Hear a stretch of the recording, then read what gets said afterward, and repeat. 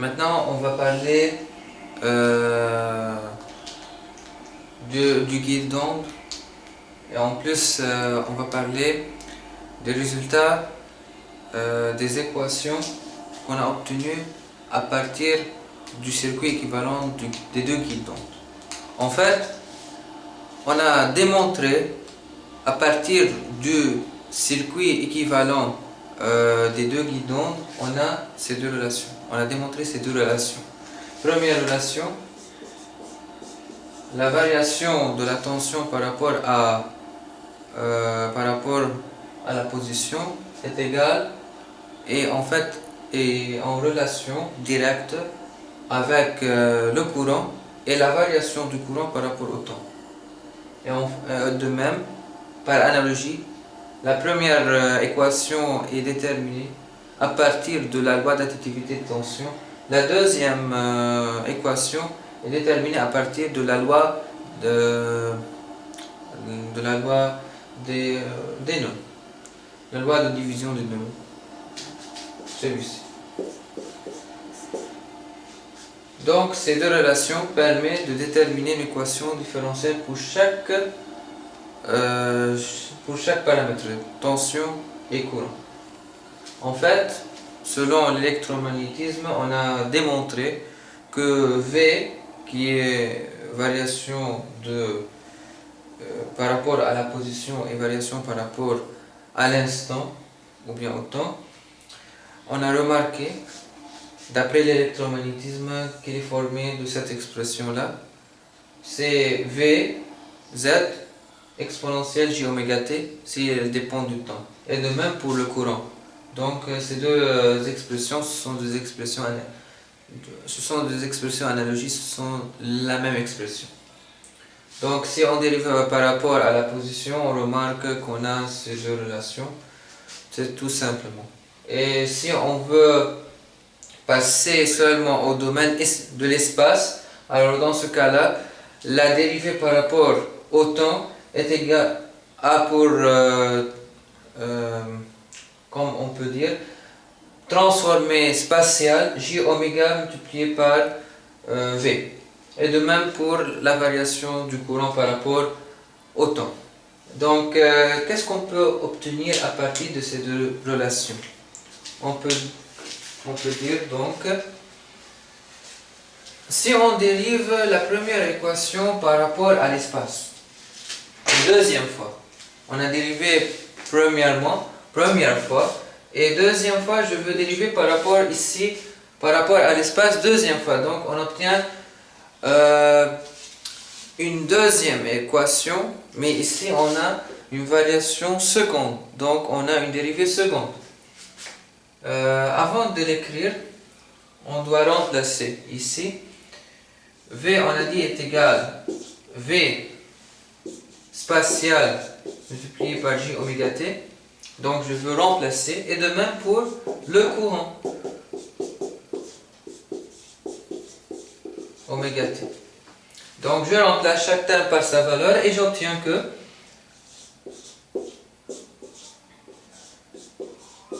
exponentielle j oméga t égale moins r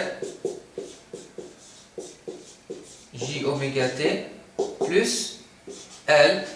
Ici on a la variation de I par rapport au temps, donc j'obtiens j oméga, ce qui est associé à j oméga, multiplié par I chapeau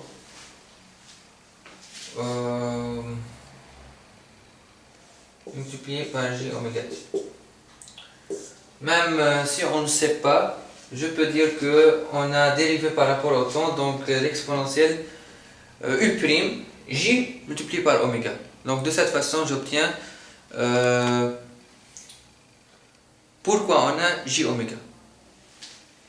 Donc je peux simplifier par l'exponentielle ici et j'obtiens la variation de la tension par rapport à la position, ici dépend seulement de la position, est égal moins R multiplié par I plus JL oméga.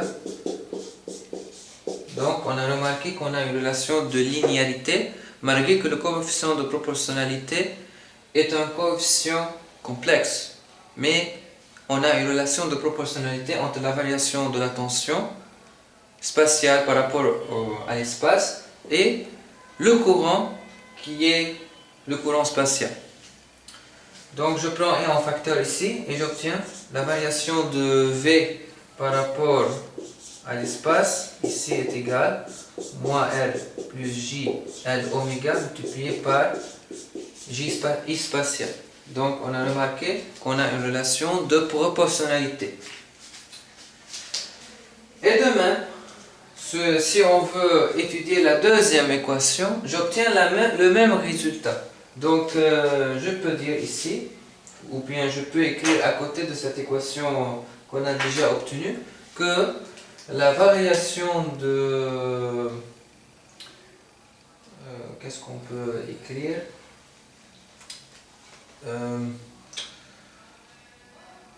Ok, je veux maintenant dériver cette équation obtenue sous forme deuxième dérivée. Donc je vais effectuer une autre dérivée par rapport à l'espace aussi.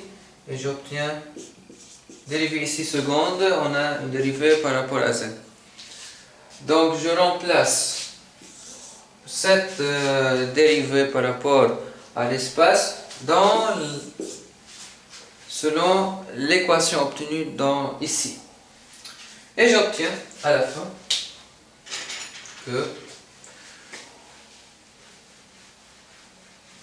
ici j'obtiens dérivée seconde de V égale moins puis J oméga et je remplace et j'obtiens moins et moins plus J fois V. V ici, on a débarrassé, on a effectué une modification, la même modification que la première équation. Donc au lieu d'écrire petit v, j'écris V spatial. Donc V de Z, V spatial, plus J oméga C multiplié par V chapeau de Z. Donc qu'est-ce qu'on peut obtenir à la fin comme résultat très important?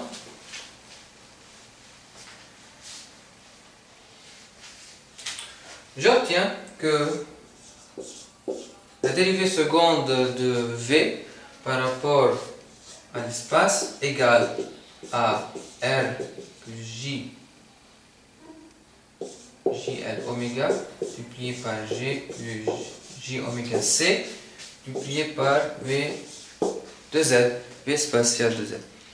Vous avez remarqué qu'on a une relation aussi de proportionnalité entre la dérivée par rapport à l'espace et la dérivée seconde et la EV spatiale.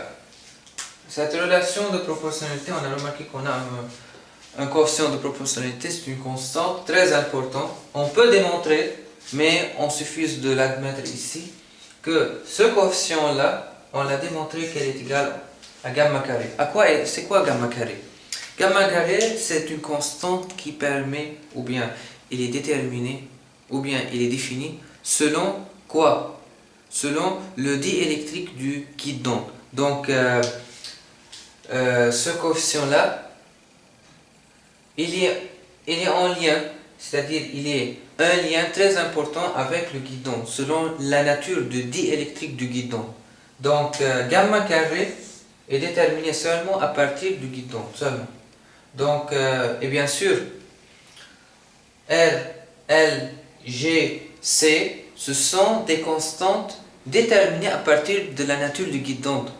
Donc, c'est très logique d'avoir cette constante qui est oméga carré, qui est la caractéristique du diélectrique, la caractéristique du diélectrique qui compose le guidon, avec ces quatre composantes. Donc, dans ce cas-là, on peut l'admettre, mais c'est très logique d'avoir que oméga carré égale, gamma carré égale R plus JL oméga multiplié par G plus J oméga fois C.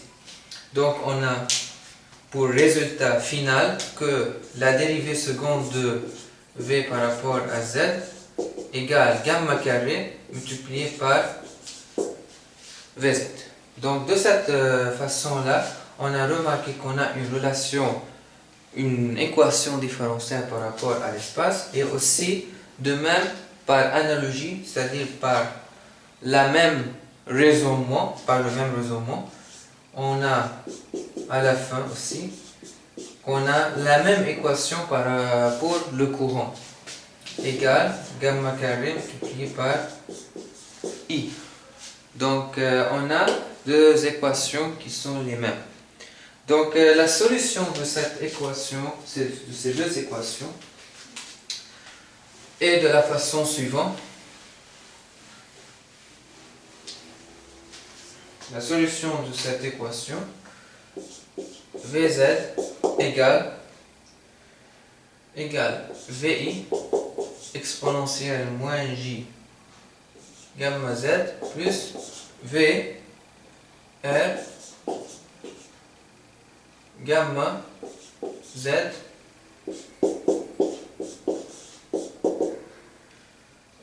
c'est la même, mais on n'a pas besoin de l'écrire.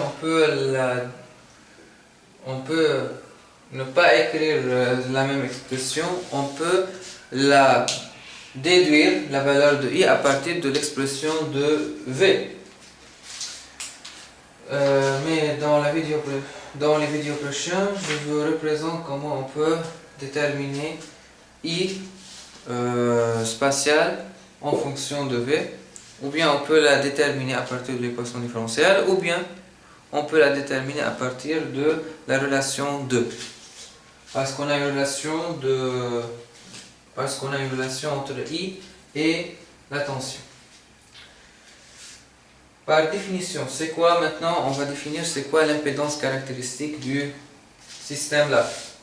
Par définition, l'impédance caractéristique c'est VI sur I seul.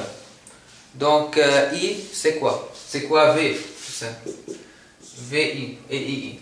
VI c'est V pour Z égale 0 et I pour Z égale 0. C'est-à-dire lorsqu'on a la source ici, source, et le début du guidon. Donc la tension ici pour X égale 0, la tension VZ0 pour n'importe quelle constante. On suppose, dans les équations différentielles ici, on a supposé que le temps n'est pas nécessaire ici. Donc seulement on a une variation de la tension et on a une variation du courant seulement par rapport à l'espace, non pas on a une variation par rapport au temps. Le temps n'est pas important ici parce que le temps est ou bien la fonction seulement du temps, la fonction, c'est-à-dire la partie qui est fonction seulement du temps est toujours exponentielle j oméga. Il est très connu comment le temps varie, mais ce qui est inconnu ici c'est la variation par rapport à l'espace, non pas la variation par rapport au temps. Donc seulement on est intéressé seulement à la variation des paramètres tension, courant, champ électrique, champ magnétique, seulement par rapport à la variation de l'espace seulement. Donc c'est la définition de l'impédance caractéristique. Et ici ZC, par définition, c'est l'impédance caractéristique. ZL, ici appelé l'impédance au récepteur, égale V récepteur divisé par I récepteur, c'est-à-dire pour V pour Z égale à L, divisé par I pour Z égale à L. Par définition, c'est quoi l'adaptation? L'adaptation, c'est-à-dire lorsque l'impédance caractéristique est égale exactement à l'impédance ZL, c'est-à-dire l'impédance du récepteur. Donc, dans les vidéos prochaines, je vous représente des relations très importantes, le coefficient de réflexion, bien sûr. Le coefficient de réflexion dépend de ZC et de ZL. En fait, lorsque ZC et ZL sont égaux, c'est-à-dire lorsqu'on a une adaptation, alors dans ce cas-là, l'expression du coefficient de réflexion sera très simple, sera très réduite. Mais au contraire, lorsqu'ils sont différents, ZC et ZL, alors dans ce cas-là, le coefficient de réflexion devient très difficile. Il a une expression très difficile. Pour cela, en fait, 95% ou bien la plupart des cas dans notre système d'études en télécom, on suppose que l'impédance caractéristique égale à l'impédance ZL, donc on a toujours une adaptation. Donc tout simplement, il faut savoir que ZC est égal à ZL dans la pratique.